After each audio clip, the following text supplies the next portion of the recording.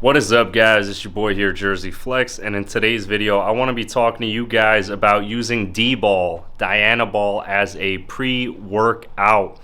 It's normally what it's commonly used for, also used for as like a kickstarter to a cycle. So I kind of want to let you guys know how I personally feel when I'm using DBOL or Dianabol as a pre-workout compound to kind of just jumpstart my workout, help me get those heavier intense lifts in, and also how it helps me pack on some size. Even though most of the stuff that comes from DBOL is estrogenic, it's water weight, it does help you move some serious weight, and it also can help construct muscle tissue by making you more anabolic, and also just the idea of moving more weight with it. So you know, it's something that I do kind of want to discuss to you guys. I feel like this channel wouldn't be complete without discussing a DBOL pre-workout.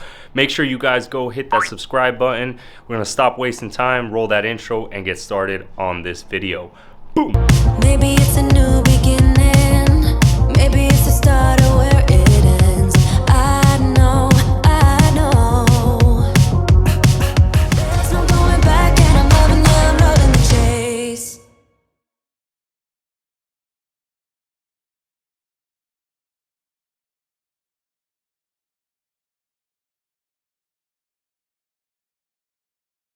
What is up, guys? Welcome back to the video. As you guys could see from the introduction of the video, that I put a little medical disclaimer just to let you guys know that I'm not a doctor, I'm not a medical professional in any kind of way. So anything that you guys hear in this video, please take it as excuse me, bro science entertainment only. So please, if you guys are gonna go actually try any of the stupid shit that I say in this video, please seek the attention of an actual fucking medical professional. Do not listen to any of the gym bro science I'm saying, except just to educate yourself from a bro sense. Yeah, so anyways, what can I say about DBOL in my own personal experience? Let's kind of start off with that. I've taken about 10 to 20 milligrams as pre-workouts, and let's just say it puts you in total absolute God mode. We're talking about 30 to 40 minutes to truly kick in and set in, and from then on you're gonna have a complete nitric oxide release. You're gonna feel completely invincible. It literally makes you feel like you're on top of the world, you know. And ladies, I'm sorry, unless you guys want masculine features, this is really not something that I recommend for female bodybuilders, unless they really don't care about deepening of the voice or any kind of androgenic side effects. This is really not something for females. Now, what can I say in terms of the scope of the duration of the usage? I don't recommend it for anyone who watches any of my prior videos, which I highly recommend because I dive into quite a lot of detail about these compounds. I don't recommend running or taking DBOL longer than a 3 to 4 month tops period. You know, 2 to 3 weeks. If I said months, I'm sorry. 3 to 4 week period.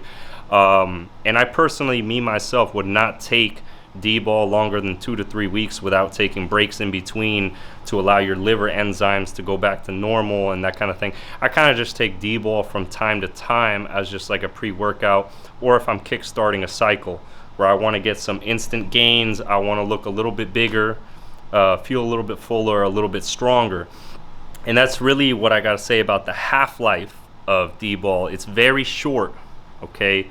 And guys out there that have size issues, I'm not insulting you by doing this. It's a short half-life, so it'll kind of stay in your system from like 4 hours, 5 to 6 if you have a slow metabolism, 3 to 4 if you have a faster metabolism, kind of in that range, also depending how much you've taken. And it's really not something that I recommend people taking a whole lot of. You know, it's a very tiny pill and a little bit does the trick. So what you're gonna realize from it is it makes you hold a lot of water, so it's not really the type of compound you want to take in the summertime, or if you're prepping for a photo shoot, bodybuilding show, or you're trying to look your leanest and most shredded. It's definitely not the compound to do that with.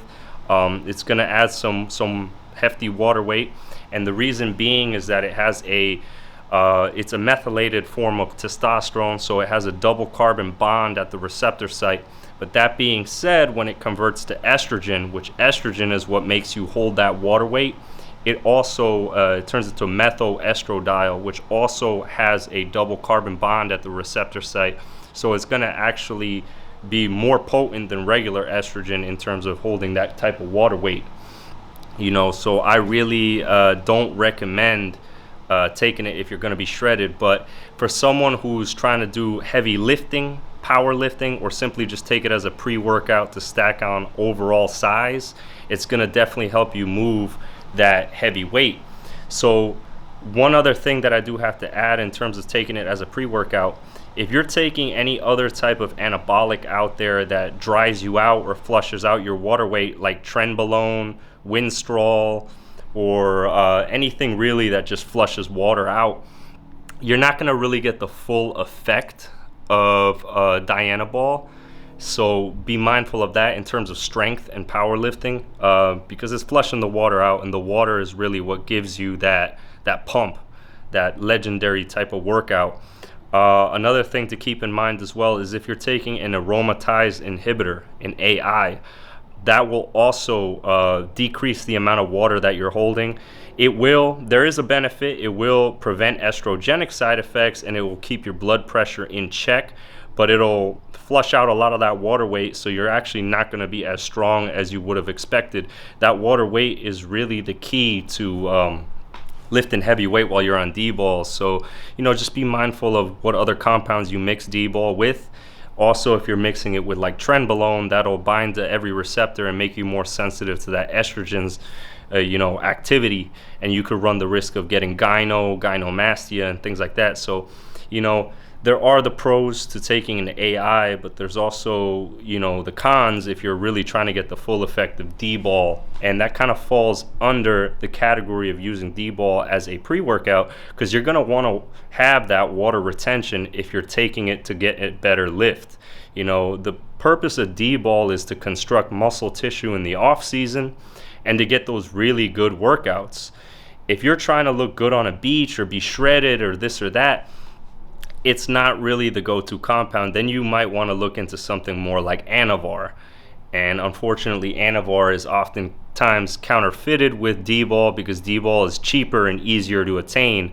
Anavar is harder to attain and it's more expensive. So people will try to flip an easy dollar by doing DBOL, and that's where the ladies have to be careful, because ladies can take and will take Anavar if they're trying to go the unnatural route. So be careful, guys, with that. But my rating of taking DBOL as a pre-workout, if you're a dude and you're not really trying to be shredded, you will have some of the best pumps you can possibly imagine with DBOL. And that goes to say it's even more legendary in terms of pumps, in my opinion, than that of Trenbolone. So keep that in mind, guys. I hope you guys enjoyed this video. Hope this video informed you guys. And if you guys are wondering, I normally take 10 to 20 milligrams. I forgot to throw that in there in case I didn't. 10 to 20 milligrams as a pre-workout. But again, do not do anything without consulting a doctor first. I love you guys. Don't forget to subscribe. I'll see you guys in the next video.